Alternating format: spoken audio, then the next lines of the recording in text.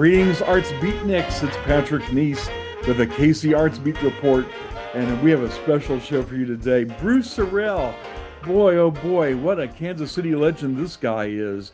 He started the Kansas City Chamber Orchestra 39 years ago, and they have a terrific season coming up. And they're calling it their countdown to their 40th, and he's going to tell us all about that. But before we talk to Bruce, I want to please ask you to like and share this video if you indeed like it. I'm sure you will. And also subscribe to us on Substack. We have a great Substack there now. And follow us on Facebook, where we post great information about the arts every day. But now it's time to say hello to Bruce Sorrell. Bruce, you really are amazing because, in these challenging times, it's hard to keep arts organizations healthy and strong and going. And you've done it for 39 years. What's your secret? I don't know that there is any secret except for I don't want to say stupidity, but maybe bravery. I think in so many ways, what the orchestra has represented for almost that entire time has been playing and earning opportunities for the professional musicians who are living and working in Kansas City. And I think that's the proudest thing about it. I mean, lots of great music over the years, for certain. And I think even this past decade and more, after I moved full time to Tulsa, the idea of really sort of just making sure that we're still sort of making concerts that people love coming to and funneling these opportunities into the hands of our wonderful professional musicians in town. And you fill a particular niche in the music scene. And that's kind of why you started, isn't it? Yeah, indeed. I had been studying. I had actually started a very small orchestra in Dallas when I was doing my master's work, and then I went on to London and studied. And we're talking about the next steps. And as soon as I said, well, there isn't a chamber orchestra in Kansas City, because we still were quite heavily based, had some family, and I'd gone to William Jewell. So he basically was just like, didn't listen to any other ideas. That was like, well, no, go do that. Ben Sayevich had moved to town to be the violin professor at the University of Kansas at that point, and it kind of just came together. And yeah, I've been doing a lot of sort of clean out of archive kind of material that's eventually going to go be stored at the UMKC library, which I think is really great. They'll Yeah. have all of our programs and all of the, just all the kind of everything from 40 years of history. Um, and it's like, there was a lot of great moments, and there was a lot of, times when things were sort of iffy, but we made it through. Yes, I know. I'm sure. I'm sure there were some challenging times. There always are, No, especially for the arts. that's for sure. Yeah. Uh, and I know that keeping anything going really does take a lot of commitment. And I think we've had a really loyal base of people who love coming to the concerts, and that makes a big difference. And a loyal group of players who love showing up and playing, and doing these great pieces together. So yeah. And your programming is really unique and special and won't you be heard anywhere else. And where if you're listening, you'll understand that as we go through your upcoming season, because this is a typical Kansas City Chamber Orchestra season with wonderful classics that everybody knows and loves, along with terrific surprises that make you perk up your ears and wonder, where has this been my whole life? You know, you've got a lot of that stuff coming up, I know. Yeah, no, it's very true. Very true. So Yeah, well, let's get into it with your first concert, which is on September 7th. It's at the John Warnell House Garden, which is a lovely venue. yeah, no, it's really great. This is one that I have never participated in. Our guest conductor Carolyn Watson has always done these, and will be again this year. And it developed out of the pandemic, of course, when we were looking for ways to get music to people. And it's a free event, and it's a great way to kick off the season. There's some Mozart and some Vivaldi, I think, on that program, sort of like showcasing what's coming up later in the season. And so it'll be a lot of fun. Bring the family. It's on the front lawn, I believe, in front of the house. And anytime I've seen any of the pictures, it just looks like, wow, this is fun. So hopefully it won't be too terribly hot this year. There'll be food trucks Oh yeah, and it's free. it's free. It's Wow. good. It's a great way to just kick off, and it's a gift to the community that we kept going. So So mark your calendars for that Sunday, September 7th at 6 p.m. at the John Warnell House Gardens. yes. But your kind of official opening concert is going to be September 26th, which of course you're going to be conducting Autumn Romance for Strings. And you have a really special guest for that one too, don't you? Yes, Victoria Botero. I first worked with her. Gosh, we did the Fairy Queen together. And I don't even know what year that was at this point, but one of the magical moments in our history, I think, doing that, a staged opera of the Fairy Queen, and she was in that. Um, so I was very excited to have her join last year for Vivaldi Gloria. So then as I was thinking about what I would like to program for this opening concert, the main piece that I really wanted to revisit was Benjamin Britten's Variations on a Theme from Frank Bridge, which is one of the great masterworks for string orchestra period. And he pays homage to the various kinds of influences that he sees in Frank Bridge's personality. Frank Bridge was a composer who was really one of the main teacher mentors for Benjamin Britten. So he really has a place in history for that, if no other reason. But he also was a fine composer himself. The piece for me goes beyond that in that it sort of I think there's almost a depiction of the way Europe is self-imploding in the 30s. And it sort of makes this picture of it. And I love the piece for that reason. But anyway, so Victoria is joining us for some Villa-Lobos. We're doing the Bachianas Brasileiras. I can't pronounce it at all correctly. Yes. But the fifth one is very famous because it's got the most gorgeous melody. I actually will turn it on YouTube and just almost start to weep as it starts. It's so Wow. pretty. Oh, it is. It It's really is gorgeous. And then the number nine is for strings alone. And so we're doing those on different parts of the concert. And it's very special to have some of that South American music that we don't hear that often. The original number five was written for eight cellos, but we're cheating a little. We don't have eight cellos, but well, nobody's counting. it's counting. So, but I mean, all the parts will be covered, obviously, but it just Yeah, kind of sure, of in different course. sweet spots. So, but anyway, she just immediately said, "Oh, I love that piece. I would love to do that with you." So that's happening. Then there's also the Grieg Holberg suite on that particular concert. And after I got done putting it together and then was reading a little further, and I'm like, this is all music that is paying homage to a hero of some sort or other. So with Villa-Lobos, it's Bach. With Benjamin Britten, it's Frank Bridge. And with Grieg, it's a famous Norwegian by the name of Holberg. And I don't have the details behind me here, but that was why he had written it and written it in the style that he did. And I thought, wow, this is really quite fun to have a sort of a unifying principle that wasn't necessarily at the front of my mind when I put it together. But I love the Holberg, and I think we've only done it one other time in Really, the. that's amazing Isn't that because crazy? that's right up your alley. Uh, I know. this whole program is made up of works that I consider, and I know I'm not alone, very important works in the classical repertoire, but you never hear them because they really aren't for a full symphony orchestra. So the Correct. only way you'll hear them is when a chamber orchestra like you, and you are Kansas City's chamber orchestra, so, Yeah. this is the only way you're going to hear these really important works like that Benjamin Britten piece. I mean, that's central, as well as the Holberg Suite and the Bachianas Brasileiras. It's all great music, and it's the kind of music that you can only hear performed by a chamber orchestra. So, we're grateful to you to provide this music for Kansas City that we otherwise wouldn't hear. Yeah, thank you.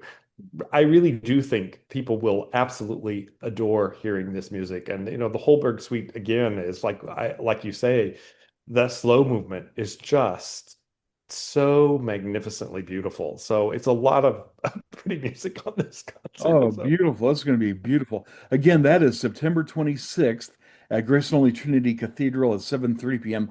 That's the season opener, Autumn Romance for Strings.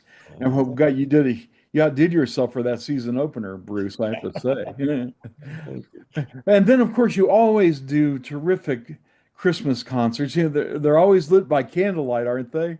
Yes. And this year we're actually going to be at Country Club Christian, which is, gorgeous unto itself. Mhm. We had done a number of concerts many years ago, and then we were back there this past May, and we're like, oh, wouldn't it be fun to do the holiday concert there at Christmas time? So unusually, though, I'm not using a choir or any singers. I have Tamamo Gibbs had approached me about doing I should back up. I had approached her about doing something solo wise. Then she came back and said, I would love to do the Piazzolla Four Seasons of Buenos Aires. And I'm like, oh man, that sounds terrific. And I think that would be a terrific offering at the holiday time frame that's not specifically Christmas, but it pays. Here again, we're back to this paying homage to Vivaldi and his Four Seasons, even though it doesn't really show up in the music, but the whole idea around that is the case. And people have really fallen in love over the past decade or more with the music of Piazzolla, Yeah. and that's very, it's classically based, but tango influenced, Mhm. and has become a very, very popular and rightly so. So I'm very excited to do this. It's an arrangement for string orchestra. Um, Is that by and so Tamamo Dysyotnikov? picking that up. What's that? Dysyotnikov? Yes, I believe that's correct. Yes. Uh-huh. I Uh-huh. know this. It's a dazzler. And it's very witty too, the way he kind of works in quotes from Vivaldi's Four Seasons, Yeah, doesn't he?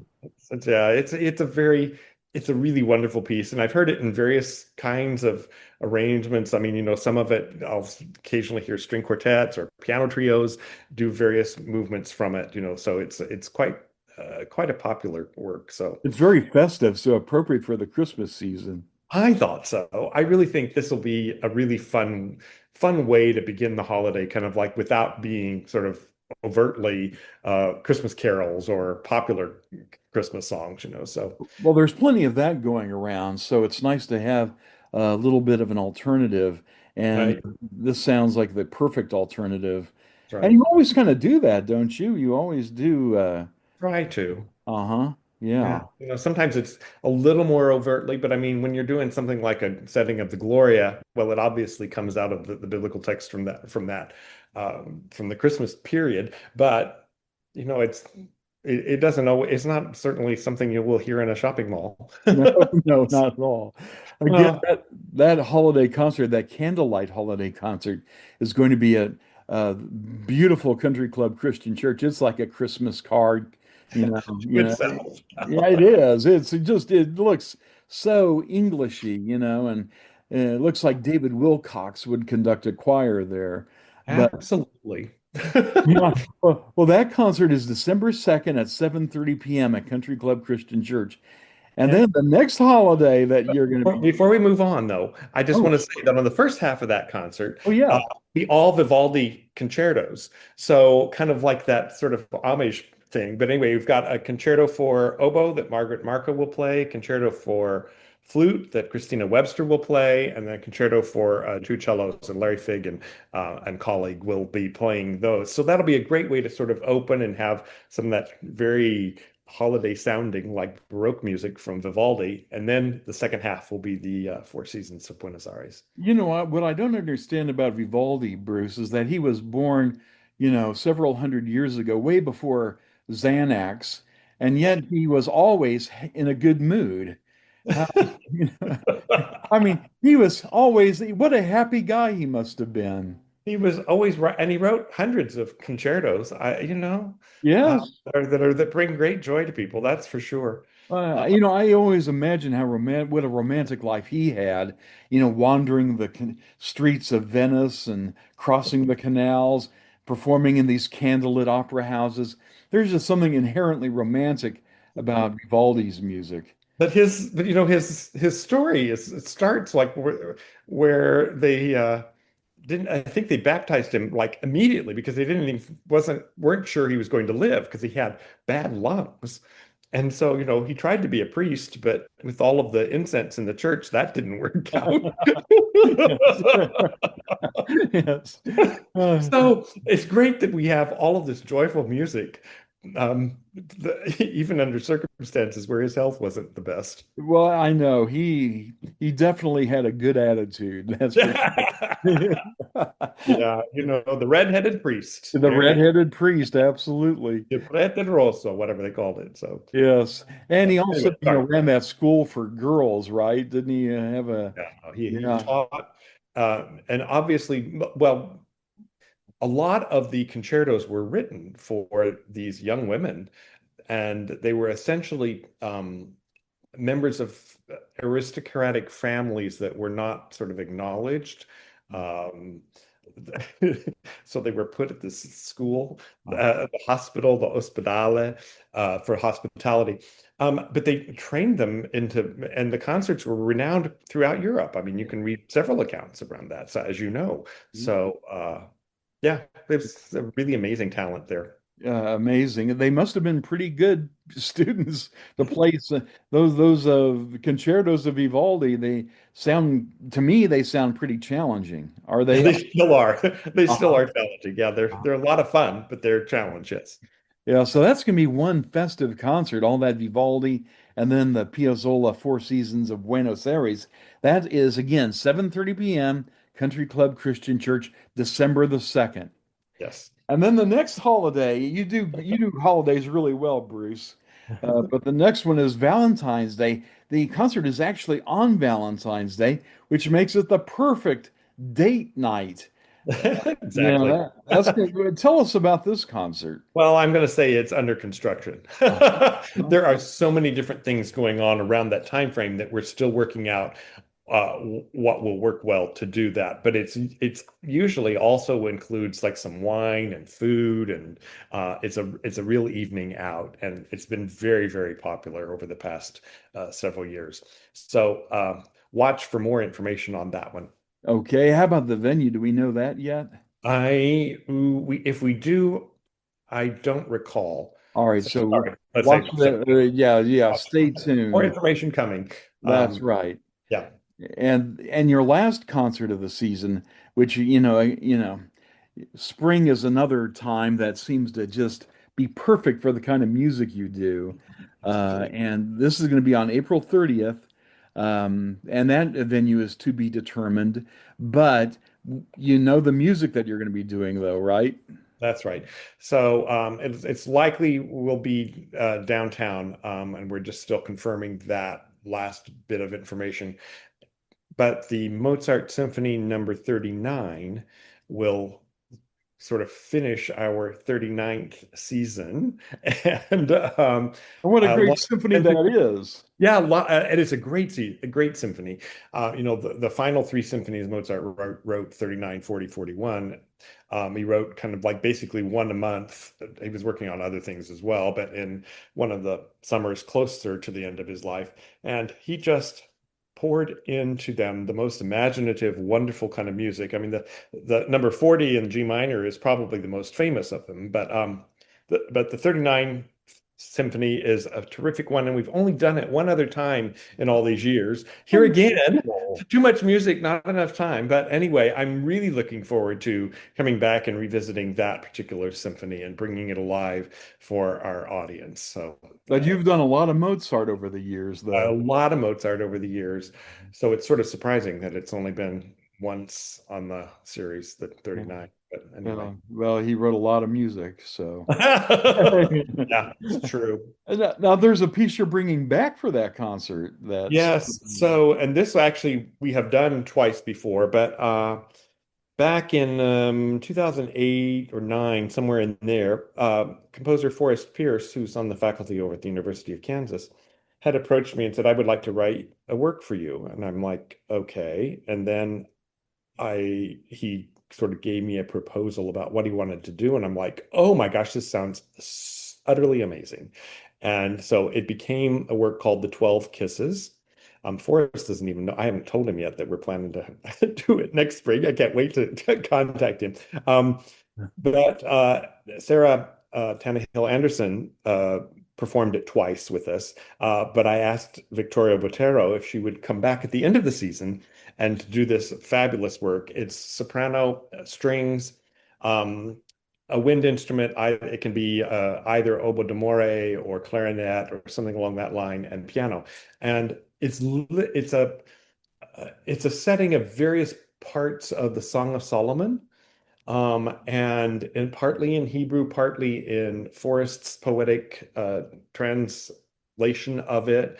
And it's just it kind of gives me chills to think about doing it again. It's really one of those pieces that I'm very proud to have been associated with its gestation, even though I only really just brought it to life as a performer. So I do think that that will make a wonderful addition to the concert, and it will be on the first half before we then conclude with Mozart 39. So it's kind of new news. We haven't really announced that yet. I just put that into place this week. Oh, So neat. Well, I'm glad that we have the scoop for people. you do. You've got Yes. the scoop, Patrick.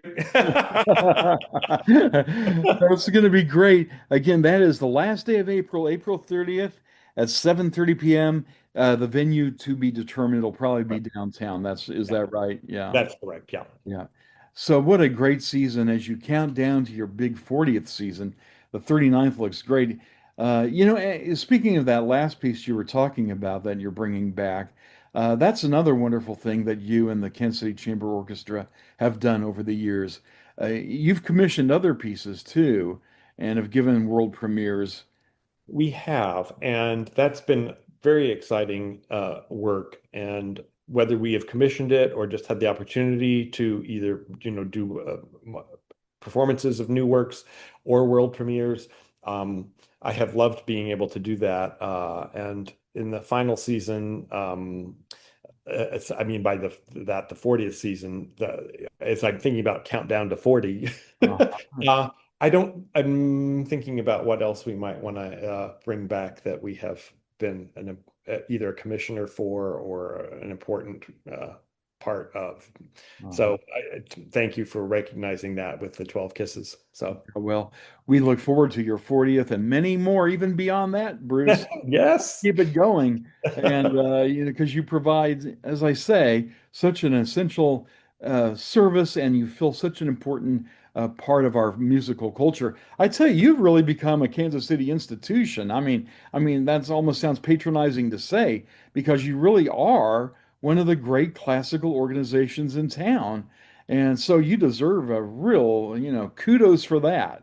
well, thank you very much. Yeah, I appreciate that a lot. And count down to 40. Number 40. If you'd like more information about this terrific season, go to kcchamberorchestra.org. It's all laid out there, right, Yeah, Bruce? I believe so, yes. If not, it will be by the time we get off this call. Very, very good. It's a terrific season. You don't want to miss any of it. And I really appreciate, Bruce, you sharing all the details with us today. Thank you so much, Patrick, for allowing me to talk about my enthusiastic excitement about the music coming up. It's always a pleasure. You're always welcome on the KC Arts Beat Report. I'm Thank you. Patrick Neese. Please like and subscribe. Follow us on Facebook. Subscribe to us on Substack. And we will talk to you soon.